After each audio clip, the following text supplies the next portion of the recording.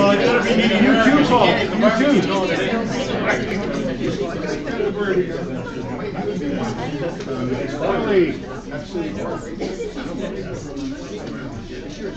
I'd like to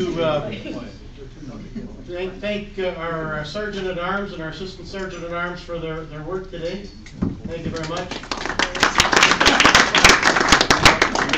And our fill-in greeter. You know, he was last minute. Like, thank you very much. You bet. Good job, Mark. Good job.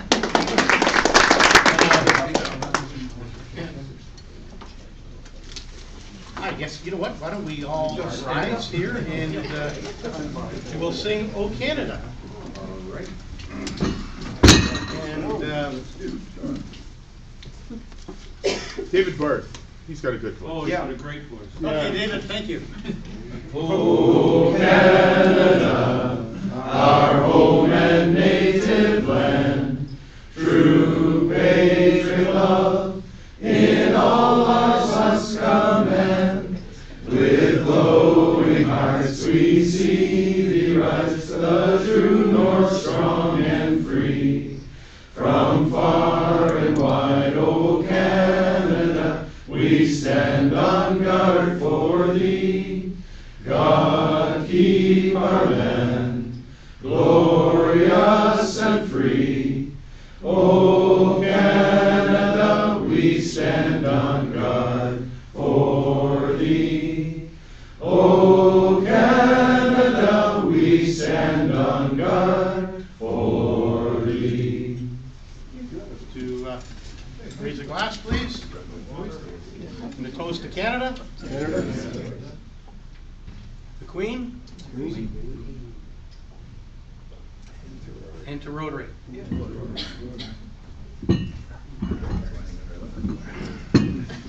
bow your heads. Help us today to see our opening prayer as conversation. Really believing you hear us and care about what we say. Remind us that you are perfect, Father, who listens carefully to his children and desires for the very best for us. We thank you for the Rotary family, and we wish to belong to and ask you to bless us and as we meet you today. Amen. Amen. Any Rotarians have brought a guest today? No. No guests? No guests. And Mr. Sergeant at Arms, our guests? Any? No guests. No guests? I guess the only guests we have are our speakers, and you'll be more formally introduced a little bit later on.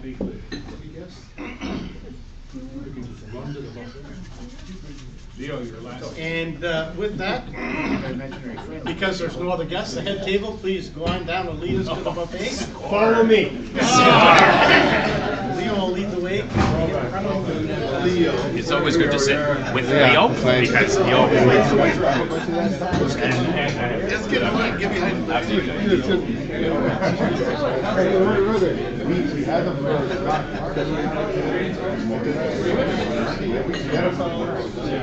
Oh yeah,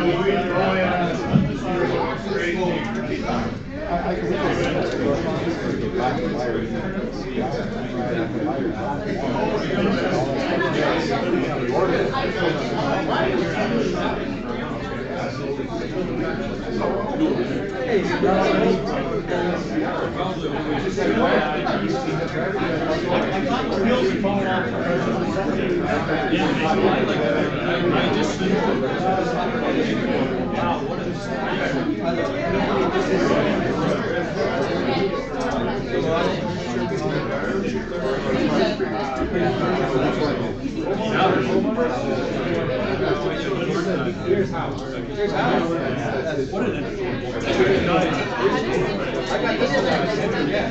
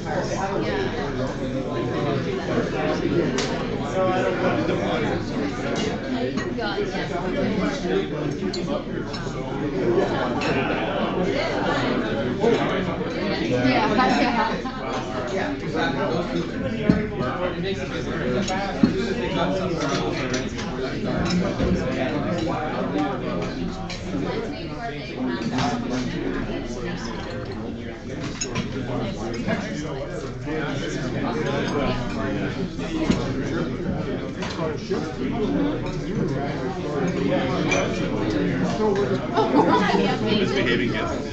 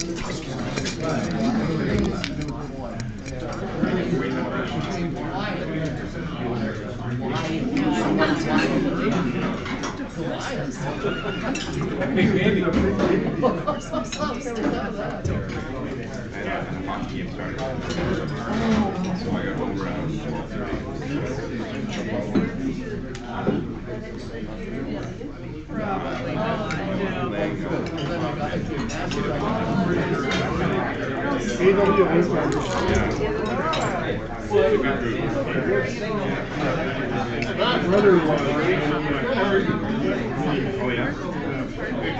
There's a raising right here. It's my first year playing, so I'm just starting to meet people. Really good person.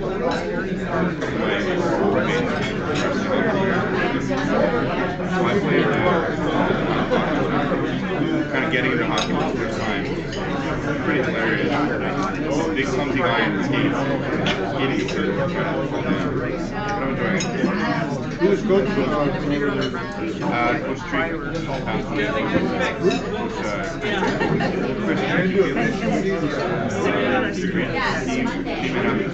Toughy nights there. I came in the game.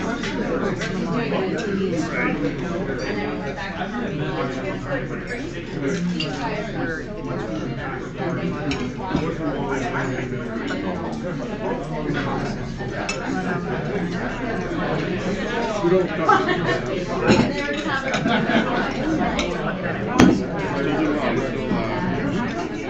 For the Alabama Galaxy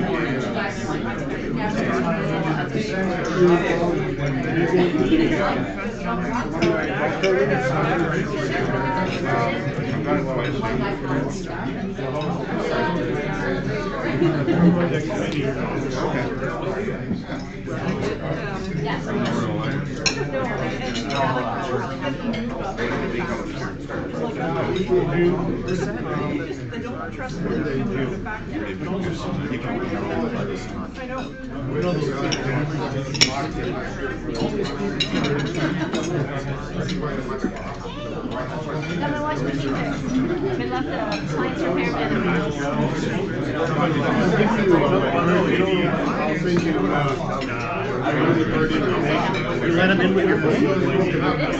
You let him in with the phone? No, no, I just.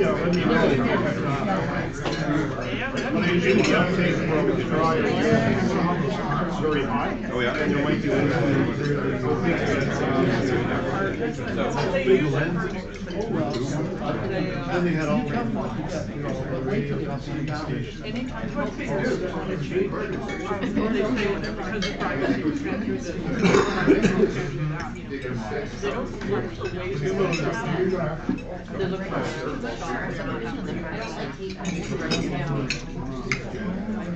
Two of my favorite products.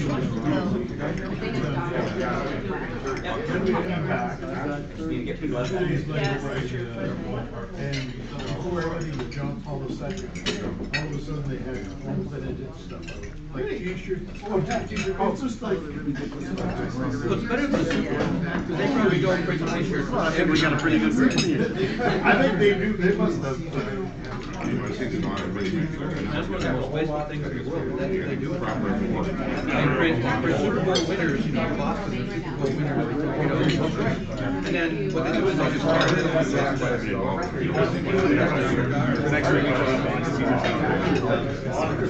Never been to Well, I just want to do the boat type thing.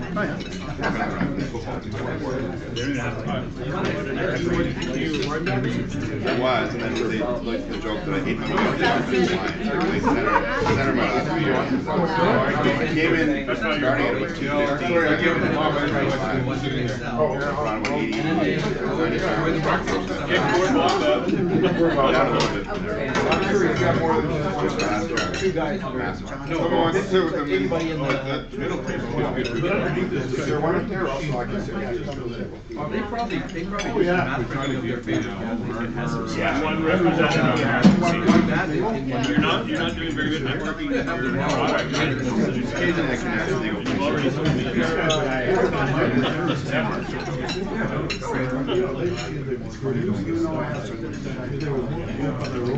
Oh, sorry.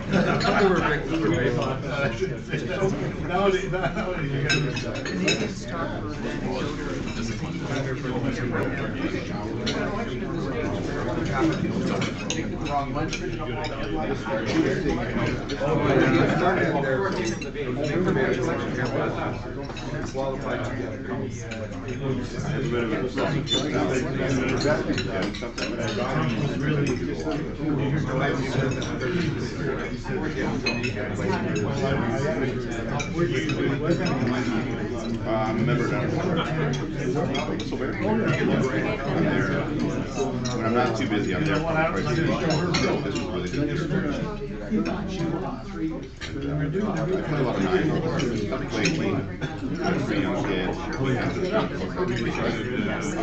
9. Friday afternoon, and then you try to get us to compare. So I sat them all down this week. You guys have anything to do? I said, do you have anything to do? And they said, no. And I said, okay. I'm going to give you guys brownies. You are going to give it to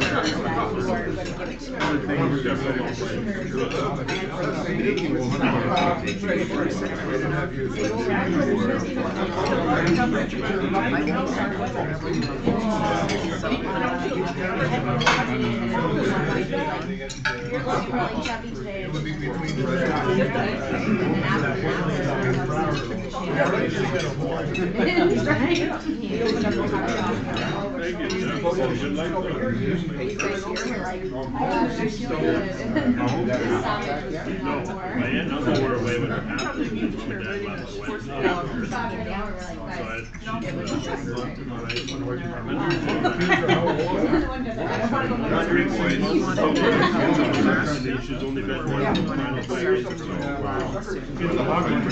We're getting into hockey right now, yeah.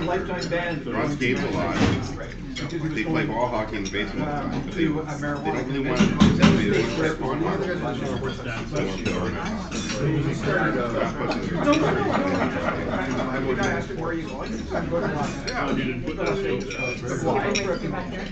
Keep threatening my wife to build it. She keeps saying I'm not going to happen. I'm just waiting for it to go over the weekend. I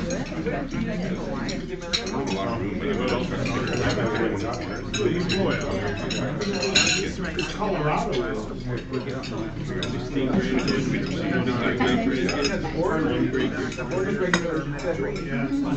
We were pretty lucky. My kids were growing up. At that time, the head of the neighborhood association, and when the city approved us, we were putting a skating rink in the playground. The playground is right behind my house. So they put in the light standard, and I was to organize the skating flooding committee. In the beginning, we actually did flood. Stop them. And we put that in, and then we'd have a neighborhood party. Or the money was supposed to go to buy, I needed a new shovel, you had to buy a new shovel, buy a shovel or something. But yeah, so we had, I mean, that's great because you got a nice big break out there, and you can just pour the water to it. We flooded ships. Somebody else would come over, take over, and the water would flow past it, and it didn't come out of my tap.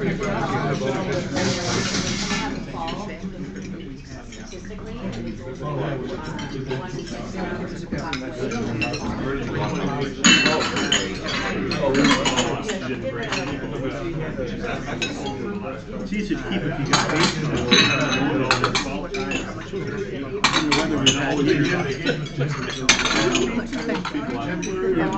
If you're flooding, it's easy to get a rink or something where you can. But you don't really need snow for that. But when you're flooding on grass, you need a little bit of a base to get going.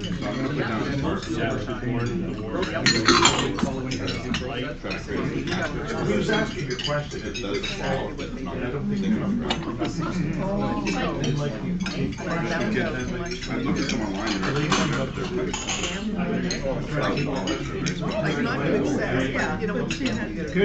Yeah, I'm like, I've got a whole 2x4 and some plywood and stuff.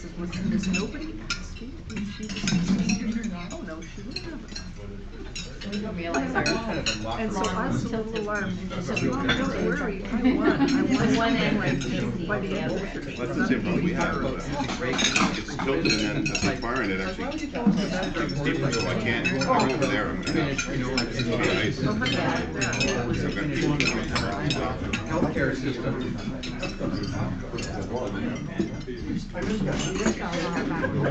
Yeah.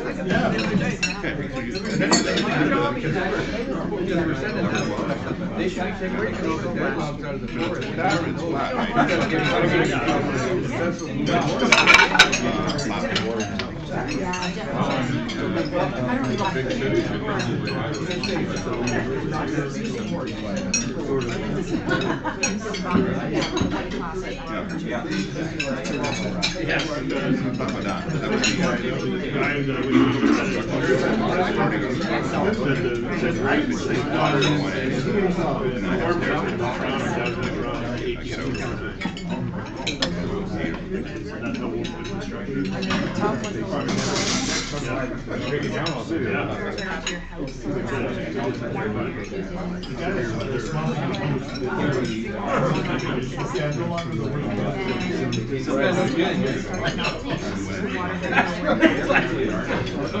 How do you like me now?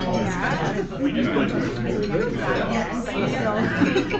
we talked to Karen, don't tell her. Creeping down the ramp.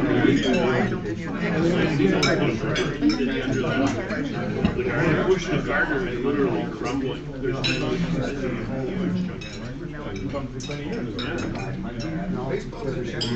I'd never seen it.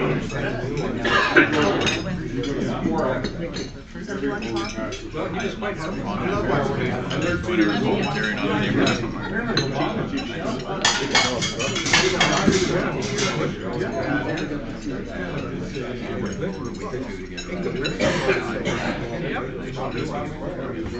NASCAR, they try to catch. Watching F1. Coming up in a month ago, what is the refrigeration system? Not. They can skate from September to March. That's kind of basically wants the sun to be able to show. It's kind of into it for a while and kind of fell off. That could be back on the bridge. Ice had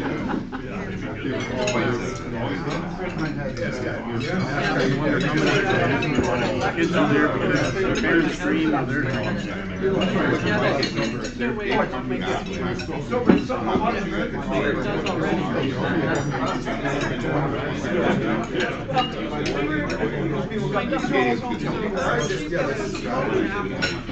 You never know who's got a gun. And we were just talking about the phone on the Oh, no. And the folks said, well, we can get that. And then we were like, the folks thought it was stupid, right? And it's just like, wait a minute, you're full of conversation. I thought,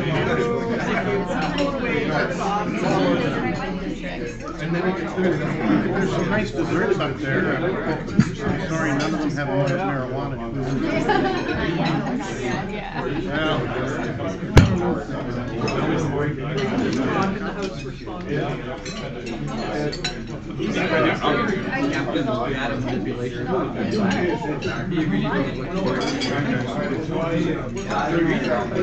You know what happens when you start going? I say if they, I say if we can get 10, like, I don't think we can give them what they because they got these core roads that they can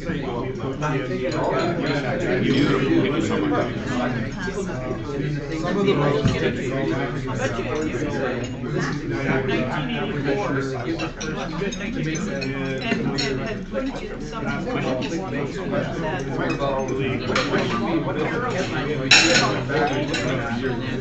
basically lose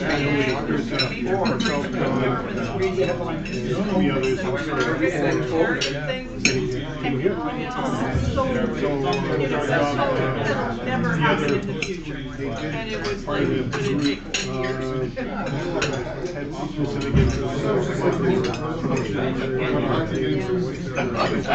Where at?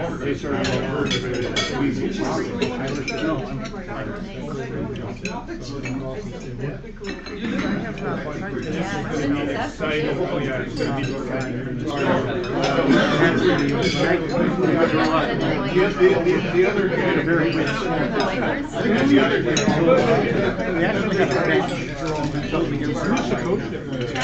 And I had and if something wasn't right, we had to ask and it's just that because everybody would make a big issue out of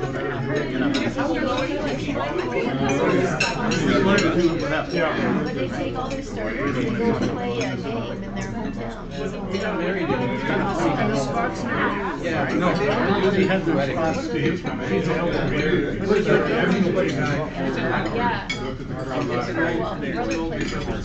and you know,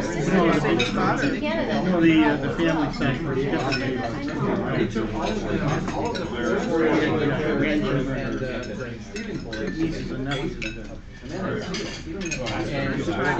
able to get out then he put it in Got me thinking of all that work, right? It's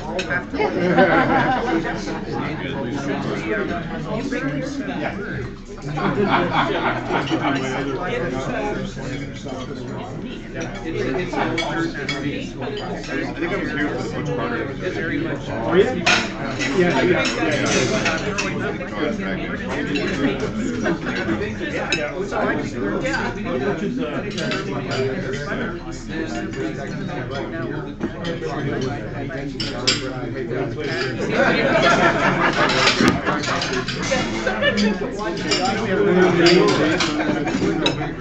Please go up and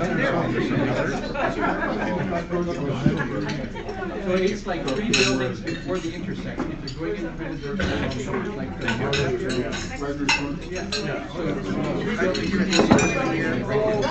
I think we have a full agenda here today, so I'm going to start a little bit early. And that way we'll leave lots of time at the end for questions for from our speakers. First of all, I'll call on Claire. Claire, have you got some things you want to talk about? A little Christmas tree, I understand. We have a handmade list at the front.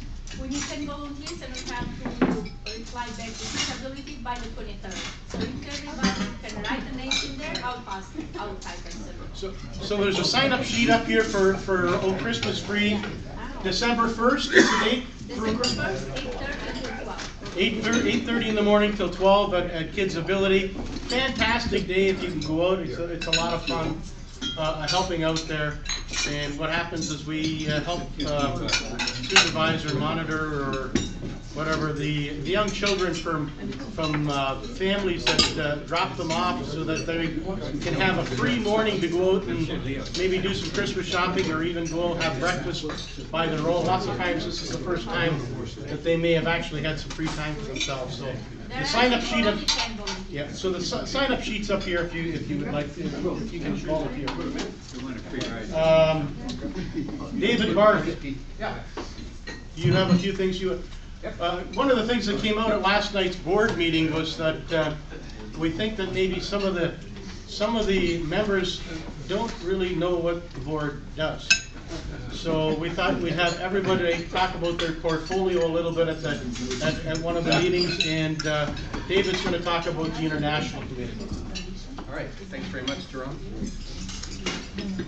So just so everyone has an idea about what we're doing with the money that we make at the non-gambling type of events, right? So it's the lunch, the Oktoberfest lunch and those types of things that put money into international. So we have decided this year so far to give $1,000 to the Guatemala Literacy Project. And that's part of a global grant orchestrated by the Rotary Club of North Bay. So that's going to be matched at least 1-to-1, possibly up to 6-to-1, depending on how far it goes up the process. If it gets matched by the Government of Canada, we'll get up to 6.5-to-1. The total project for that is $600,000 over 3 years. And they're looking to help get the people interested in learning, especially the kids. Literacy is a problem there. So they have a culture of reading program they call CORP. 248 elementary teachers in 42 schools receive intensive literacy training, along with basic supplies and some children's literature appropriate to the grade levels. And so they're looking to benefit approximately 6,200 students. There's also a textbook project for senior high. There's 896 students that have received textbooks. There's a computer center, and that's looking to help 120 Guatemalan youth each year. And then they have their RISE program, which is a youth development program, and that one is for approximately 1,092 Indigenous youth in 21 schools. So this is a really interesting program. It's over the past year they've had up to 130 clubs, and overall I think up to 600 clubs through the years have participated in this project. But this last year, 130 clubs in 25 districts contributed to this global grant. So we're currently in discussions to renew the club's commitment. We'll talk about whether or not we kind of move forward at that after we have some experience working with them. The other partners that they have are the Nueva Guatemala, which is the local club, and they work with the Rotary of North Bay. We also have put $3,500 into Laurier. Laurier has a program that they call the Educator and Leader Institute that runs in Haiti, and they've also then expanded that program now into Egypt and Nepal. The lead there is Dr. Steve Sider. So he's one of these people that trains teachers to do a good job. So they lead a team of French-speaking teachers into Haiti, and they educate professionals down there. So their goal is to train, they want to impact 100,000 students by training 1,000 teachers and 100 principals by 2020. So we're into that. A lot of the volunteers that go down are paying all their own expenses, so we're looking after stuff like materials and some of the technology. They use tablets. They're loaded up with some of the learning materials that they provide for the participants. And right now they're kind of looking for more tablets, and that's probably what they're going to use our funds for. They were having to share one tablet with 13 teachers before, and so now we're going to get it down to like 1 in 6. So that should be helpful. And this is another one that we might look to get greater involvement in, just because it's a really good organization. Desire to Learn is on board with that, as well as Apple. So it's a really good looking program. So after we've got some experience, we'll decide if we want to get more involved. We've also given $3,000 to an organization called Equip Kids. In Peru, proper pediatric wheelchairs aren't really available at all. or they're far too expensive for the family. So as a result, most of the kids with physical disabilities spend their day at home, in bed, on the couch or in a chair. They're not able to move around the home, they can't go to school, can't go outside and play. And so this program basically is designed to bring wheelchairs from Canada. They ship them down to Peru, and they have a team that goes down there to help fit these pediatric wheelchairs to the specific needs of the children. And so this will make a huge difference. In the end, the overall budget is $27,000. It's $138 per family or per child with a wheelchair. And so that basically means that our contribution, which is almost 10% of that budget, would look after about 22 children and their families. So that's kind of a nice one as well. And we may end up having them come in and give a presentation later on after they've kind of done this project for the year. We've put $1,500 dedicated to the microcredit program that was kind of brought to us by the district. So when John Gildesi was here, he talked about this. And last year we actually had sponsored it to $67.77, I think is what we gave to this project. It was run through the Rotary Club of Calgary, and that was done with also the Rotary Club of Tegucigalpa in Honduras. They work with IDH, which is a microcredit organization in Honduras, as well as Opportunity International, which does microcredit primarily, and they're out of Burlington. A very good organization. We're happy to chip in our $1,500. And this one here is part of a global grant, so it'll get 3.5 to 1 on that as well. So far out of our $15,000 budget, we increased it to 15 last night, rather than just the 10 that we previously had. So that makes 9,000 out of that. And with our matching that we have guaranteed, or that it can go up to, we have an impact or value of between 15,000 and 21,000 with the amount of money that we've put in so far. We're also looking at a possibility of the high school in the same town where we did the building of the kindergarten last January. And that's a $50,000 project. There's been some money put in by the municipality, about $14,000. The parents and teachers from the school put in $8,000, and the construction volunteers that are going down to help build are putting in about $20,000 altogether. So we still need approximately $8,000 for that, and we're looking at possibly teaming up with another club and seeing if we can support that as well. So that's where we're at for this year. We thought we had spent 90% of our money, but it turns out we've only actually spent about 65% of it after they gave us the increase last night. So I do hope to be able to bring some of these organizations in. You have papers on your table that talk about, I think, the Guatemala Literacy Project, as well as the Education and Training Institute that's done by Laurier that you can share amongst you. So if you have any questions at all about any of those things, be sure to just give me a shout. I do have all the information at hand, I just don't have it memorized. Thanks. Thanks very much, Dave. You have to understand that for our international projects, we can only use money that we raise from something that doesn't need a license. If we have to go and get a license from the province or the city, those funds have to be spent here in Ontario. So all our international projects are funded from things that we don't have a license to raise those funds. So traditionally, it's been the Oktoberfest opening luncheon, but the flag program is another one that we don't need a license to run, and those funds can eventually be put back into international projects if we so desire. The added $5,000 last night came from monies that came back from the district? Yes, from the districts. It came back from the district as a refund on some of the projects that we had previously funded 100%, and then they matched and sent money back. So that money went back to international again for us to do something else with. So David, thank you very much, and to you and your committee, you're doing a fine job. I sent an email out from Brandon Vale about the Rotaract Club at the Wilfrid Laurier University, and they're holding an event on November 27th for anybody that can attend, backpacks to briefcases.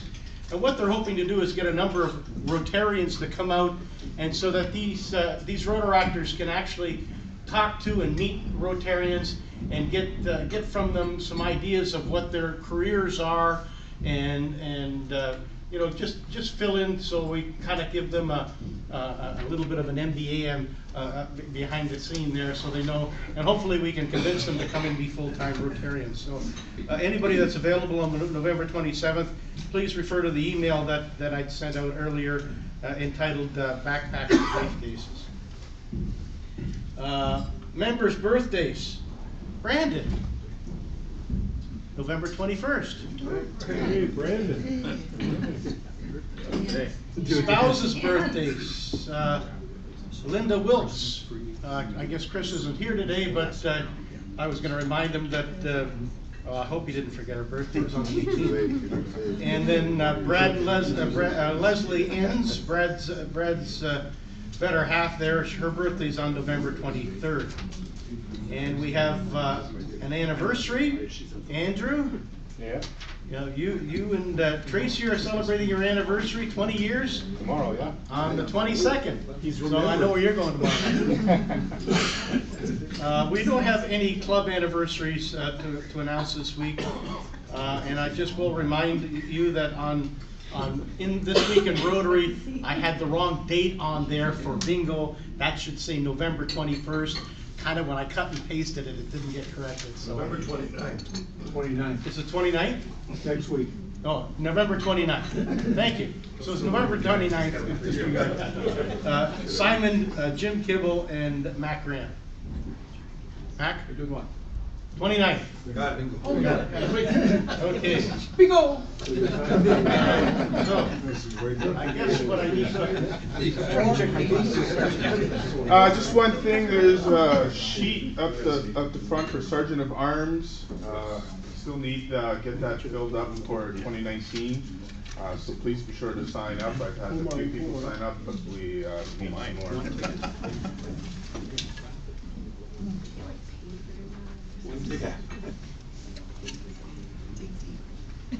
Mr. Fisher, we're drawing for how much today? $487. Whoa. $487. And Laura's not here today. Okay, if you're got a ticket with the last four numbers of 4867, you have it first.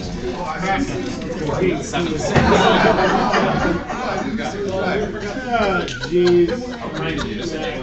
Here we go. Here we go. I got the camera ready. Where's the black? Oh yeah, that's nice.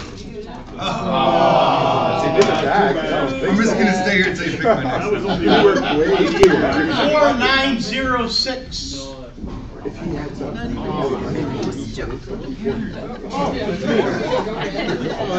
Is it too great, Leo? No, It's not. I was hoping. Raise that. Word. We did. Is that what you did back in trying to do the blackboard? Put something sticky on it. I'm really sorry about that. That's hilarious. 4896. Oh, that's me.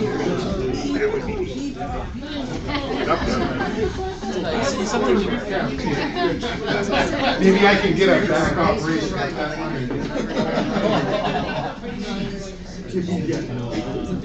Yeah, I can't do it. You know, I'll put the blackboard back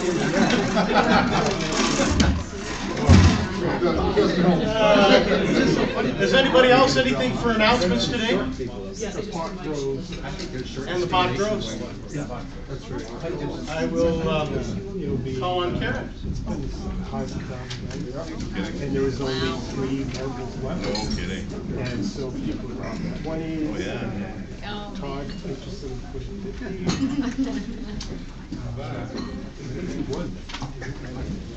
It's my pleasure to introduce our speakers today. They're from the Oak Ridge Academy, and you'll find out more about what that's all about when they give us their presentation. We have three representatives from the Oak Ridge Academy. Kathy, Kathy, I don't know your last name, Kathy. Shaw. Shaw. Oh, easy. So Kathy Shaw has been working with children with autism for the past 18 years and is the principal of the Oak Ridge Academy and chair of the board. After completing her undergraduate degree at Trent University, she went on to receive her diploma in social work, then later her master's in social work at Laurier. Kathy is a board-certified behavior analyst, a registered social worker, and a member of the Ontario College of Social Workers. So if anybody has a problem, you can talk to Kathy. I'll see you after. She's completed her training in acceptance and commitment therapy and mindfulness-based group practice, including mindfulness-based stress reduction and mindfulness-based cognitive therapy. It's quite a mouthful. Laura is with her, and she is the vice chair of the Academy. She has a 9-year-old autistic son who is currently in grade 4 at the Academy. She graduated from the University of Waterloo and McMaster University and worked in the field of occupational health for 10 years. She is now home full-time with her family and is absolutely honored to be helping this groundbreaking school get off the ground. And then Jason Hines is the secretary on the Academy's board and a lawyer with Burskin and Parr. Please welcome our speakers. Don't all get up at once. Moral support.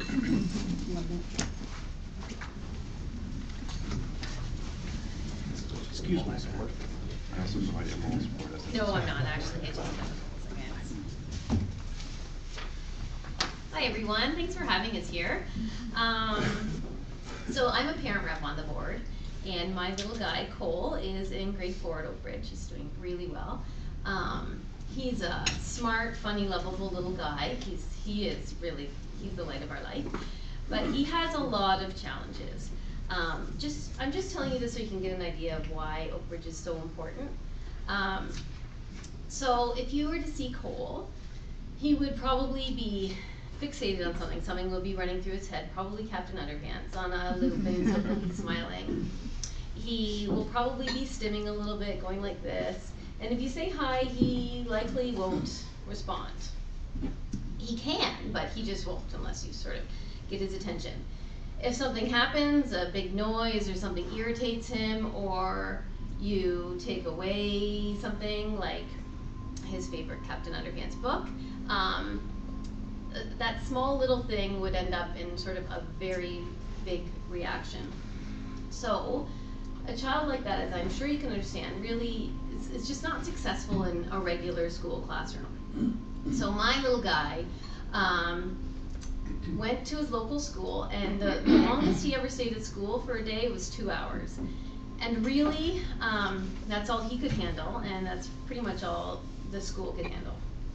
And so that's not going to work. That kind of breaks your heart when you see your kid and they can't really go to school. And he has so much potential and he can learn. So something wasn't working. His amazing behavior therapist, Kathy, could pull things out of him that they couldn't pull out of him at school. And so that's sort of why I could not be more thrilled at Oak Ridge Academy getting off its feet. So Kathy asked me to help her after I finished crying. I said, yes, I will pretty much do anything you need to get Oak Ridge up and running. So now, 2 years after Kathy had this wonderful idea, Oak Ridge is up and running, and it's amazing. It's in Cambridge, and my son, kids like my son wasn't the only one who couldn't go to school for a full day, are going to school for 7 hours a day. And he's showing how smart he is. He's doing grade level work. He's doing math. He's a champ reader. And he's learning, most importantly, to learn how to be in the present moment and to turn off Captain Underpants. And he's learning how to make friends. He's never really had any friends in school.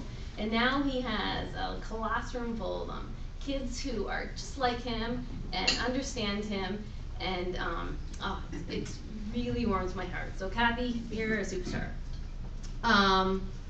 So I have known Kathy for 8 years now, probably. She's actually my next door neighbor. And so when Cole was diagnosed with autism, and Kathy, quite literally the best behavior therapist in Kitchener-Waterloo, being your next door neighbor, thought it might be a little awkward having Kathy be his lead therapist. So we went to other places. I didn't want to strain our neighbor relationship because my son was, frankly, fairly violent and fairly explosive, and it was a difficult time in our family life, and sort of why I quit and dove into parenting, I guess. But it didn't take long for us to just say, no, Kathy, we're signing up, and she was sort of our lead therapist, and she really started transforming our son and teaching him some amazing things. She and her staff at her private clinic. And I really can't get over the fact that Kathy, she was running a private, her clinic was a behavior therapy clinic. She put that on hold, on the back burner. This is her livelihood, to start this charity for kids who were literally falling through the cracks, like my son. And I'm just so thankful that she did this.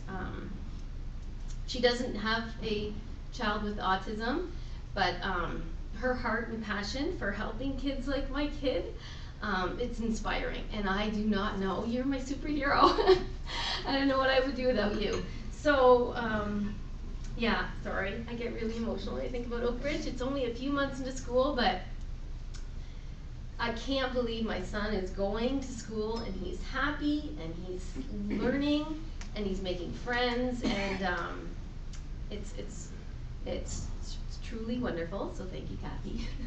And it's really nice of Jason as well to be on our board because he also doesn't have a child with autism, and he puts a lot of work into helping this school sort of come about. So thanks for inviting us to hear about Oak Ridge, and Kathy's going to tell you all about it now. I'm sure she has a wonderful presentation, but just wanted to introduce you. She doesn't toot her own horn ever, and she should.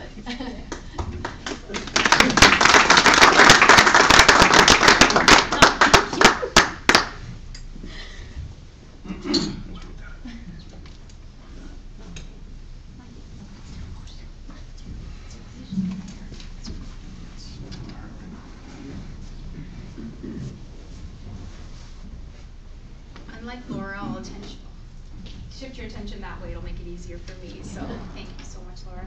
Thank you so much for having us here. I'm on behalf of the board of directors. I'd really like to give you a heartfelt thank you for hearing about us, for sharing about Oak Ridge.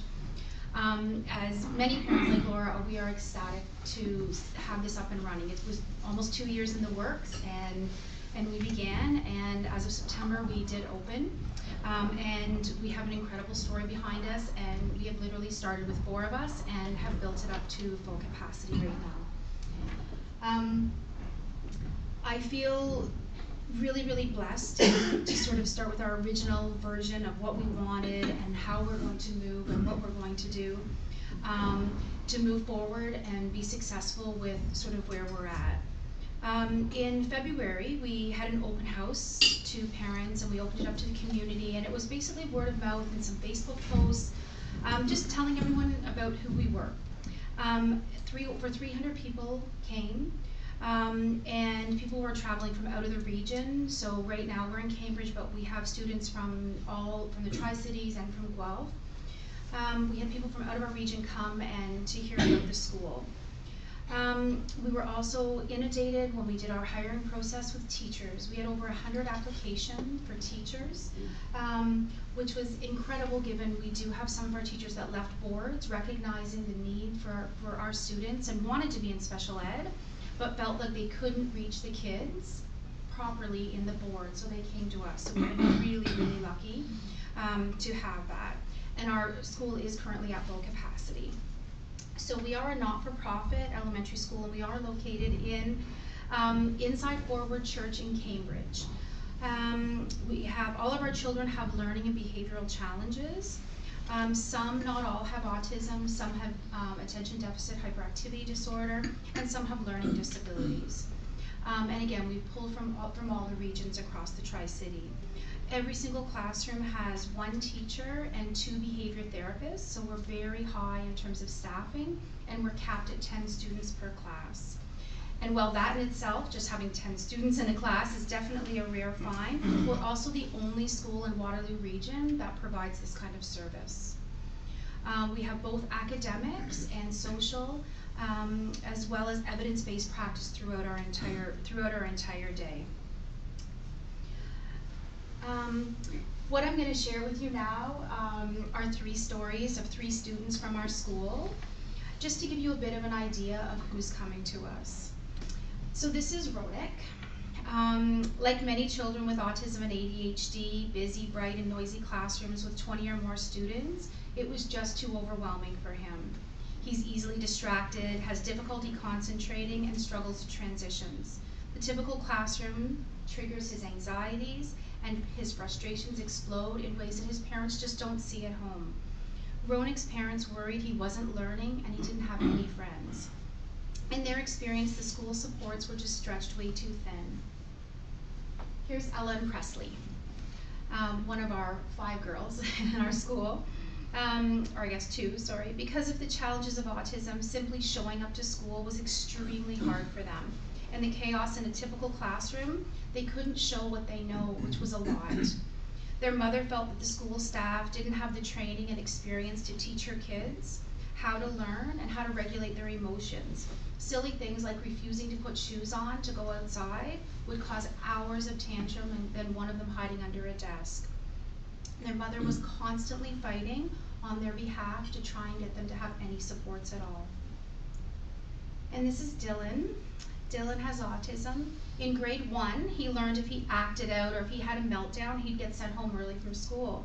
So in grade 2, the school told him that he was only allowed to come to school for 2 hours.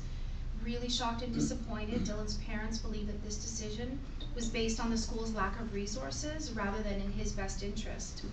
Frequent school meetings, his parents were stressed out and very upset. His mother had to leave her full-time nursing career to be able to accommodate this in school's imposed half-day. And because it's impossible for me to go through and explain to you all the kids at Oak Ridge, what I'm going to do is give you a bit of a picture. And I'd like you to imagine, just for a second, for the child who waits and waits to be picked and is always chosen last, the child who wanders around by himself at recess, and the child who is made fun of because kids just don't understand what they're doing. And imagine the child who struggles to control his emotion and is constantly being sent home from school, and the child who never gets invited to a birthday party, or worse yet, can't have their own because they don't have anyone that will come. And imagine this being your child, and imagine them not having one friend, and that's the reality of most of our kids. And then just for a moment, I ask you to think about a school where we're teaching kids how to be friends. We're teaching kids what it is to be fair, and how to be fair, and how to be a friend. And imagine a school where we're taught kids how to express their emotions, how to be in the present moment, and be mindful and understand another's perspective. And that's how Oak Ridge came to be, and that's how we move forward. And this is why we need to exist. And then friendship, and camaraderie, and acceptance, these are the things that all kids want in school, and these are the things that none of our kids were getting. But these are the things that we so desperately have to teach, and that's what's part of our main curriculum in the school. Oak Ridge is an academy where where success is presumed and actively pursued, and success is valued in each and every one of our students. We expect that they're going to do well, and we anticipate their success. And we support each and every one of our child's success. And challenges are just that, challenges. They're not barriers to their learning. But here's what we know, and here's been our biggest struggle. As our kids go through the system, 1 in 68 children are diagnosed on the autism spectrum. An estimated 5 to 8% of children are diagnosed with ADHD, and 3% of kids have learning disabilities. And most of these kids are being supported in a classroom of over 20 kids with probably no EA support. And here's what else we know. The current school system is not meeting their needs socially, or emotionally, or academically. And Oak Ridge is here, and we have changed that. Now that we're up and running, it's been busy. Our staffing costs, our operating costs, are very high given our numbers. We are a not-for-profit, we are a tuition-based school, so we've been busy writing grants, soliciting, using our network of friends and families and employers, and as words have spread about our school, we have had a lot of interest. We've received generous donations for our music therapy program.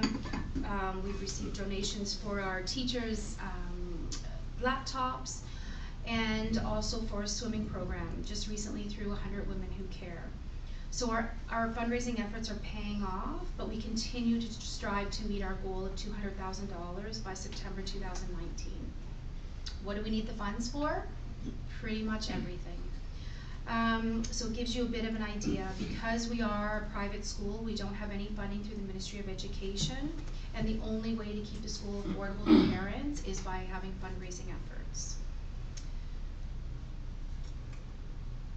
So we have started off again in September, and we're about 2 months in, and here's what we know. There have been huge changes already.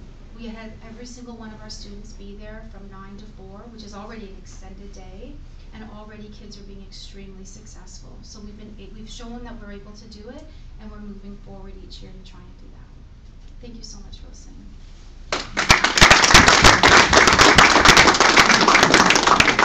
Questions? Simon? This is not so much a question as a commendation. And one of the children that goes to Oak Ridge comes to my synagogue. And 6 months ago, towards the end of the school year, this child was totally non-communicative, totally unable to associate with any other human being, would spend all of his time flipping a little flag, I don't know what you'd call it, a little ribbon on a stick in one hand, and every time he stopped, the other hand would start waving and go crazy.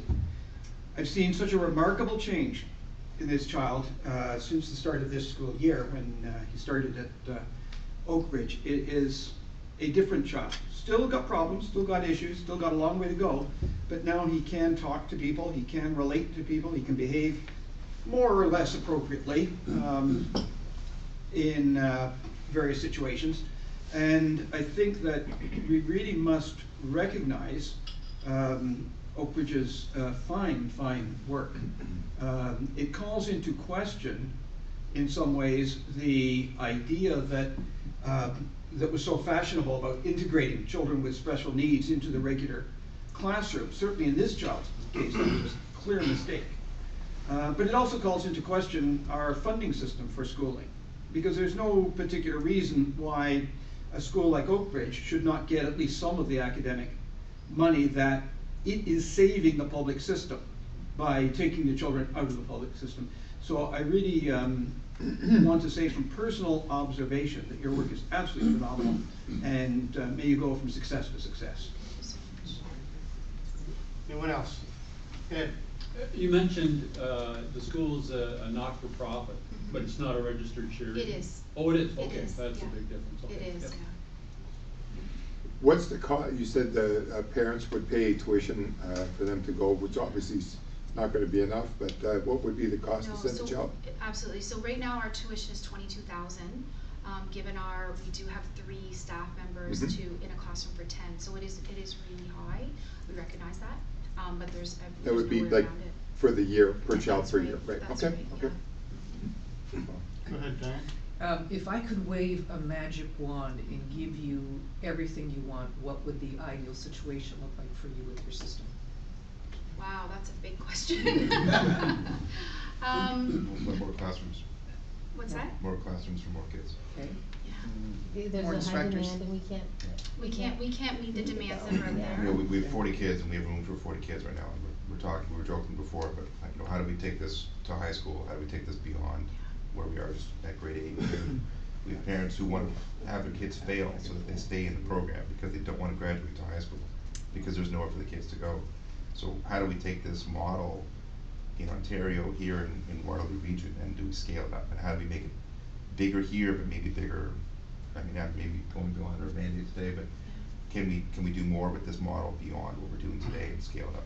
Have you connected with the Ministry of Education and tried to advance this with their support? Yeah, and we have gotten no further than a phone call in terms of nothing. The exciting thing though is we've now had a private school in Oakville and another school in Toronto are coming to see us because they want to follow our model. So word is spreading. It's really exciting, and so we've actually sort of emulated a model from Illinois that we're following, and so our success is incredible, and word is spreading. So I have 2 tours booked in the next 2 weeks from people from out of city, just saying. And again, but we don't have the capacity to increase from where we are right now. But we have nothing in our capital. We have nothing, right? We're brand new, and so that's, I mean, to have a dream, I would to be able to have space to increase to where we have, but we don't have that. And we know we won't have that next year because there isn't a space where we are to increase at all. David? I was just curious, well, first off, let me say, I think the work, it looks astounding, and I'm really glad you guys are there. I did notice that all your teachers are women, and I was just wondering if there's a rationale behind that, or if that's just how it worked out. It was just applicants. So we had one man apply who wasn't qualified. Out of the applications, it was 100 for teachers, and then we had behavior therapists. We had well beyond. We had one male apply, and that was. Just don't go into this industry. And that's it. No, they don't. Okay. Karen? As the children get older and get towards grade 8, I'm just thinking the next thing is high school, and oh my gosh, that's got to be hard. Will you do some readiness work with those kids to be able to go into the mainstream high school? We will. We purposely didn't accept any grade 8 students this year, knowing they would only have a year before going into high school, but we do have a transition plan. We are connected with the Waterloo Family Region Network. They have a committee with both boards to sort of help transition students from their boards into high school better. So we will be doing some transitional stuff next year, knowing we won't have anyone graduating this year, but we will be doing that. But our hope is to be able to provide kids with, a really solid foundation of skills so that they can start high school in a much, much better place than they would have if they were just sort of, not even being in school or barely being in school. Anyone else? Diane? Just a final quick question. So obviously the goal is to give the students some skills so that they can integrate back into the regular school system. Are you keeping any metrics on how long it takes you to get them to that point? That's our goal for sure. I mean, again, we're first year, 2 months in, but that's our goal. And we're also, very curious in terms of seeing the trajectory of when we have sort of a grade 6 student starting and who has 2 years going into high school, what that looks like. Versus we have a grade 1 student starting and then looking at their trajectory, if they're able to integrate successfully a grade 4 or grade 5, or do they hold on to high school but then are able to be successful in high school because they've had all these years. We are keeping that data, but again, given we're brand new, we don't have anything right now. Anyone else?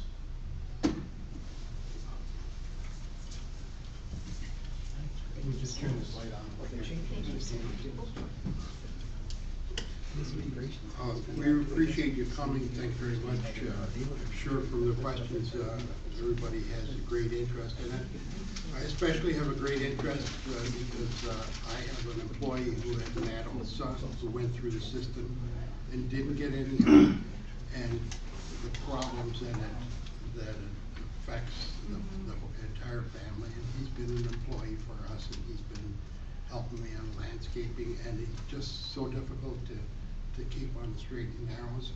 And I've said that to him, and I'm pretty sure it's ADHD that the founder of the Second Cup coffee chain had, and he ended up on the streets, and somehow he got turned around and founded the Second Cup chain, and it worked. So they really need assistance from the start, and that's a great thing that you are doing, and thank you very much. And on behalf of Kitchener-Westmount Rotary, we'd like to give you appreciation for coming. What we do is we restore the eyesight of someone in the third world, and this is Yara, very young 70-year-old person in India, and she can will get the benefit of full sight or correction of sight just because of you. So appreciate it very much. Thank you.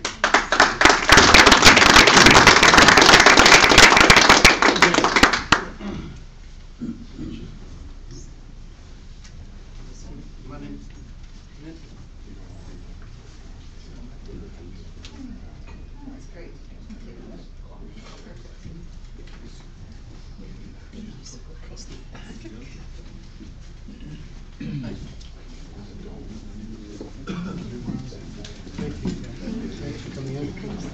Okay, so just a couple of reminders here that no meeting next week. We'll all see you at the Kitchener, the Westmount Golf and Country Club for our Christmas celebration, 6 p.m. to 10 p.m. And I just put a bug in your ear that there won't be a meeting on December 26th. There won't be a meeting on January the 2nd. So just to, that's the day after Christmas and the day after New Year's. We won't be having a meeting those 2 weeks. Who's gonna feed me lunch? Who said that? And so if there's nothing else for the good of Rotary, meeting's adjourned. Thank you very much. That was very heartwarming. Good job. Good job.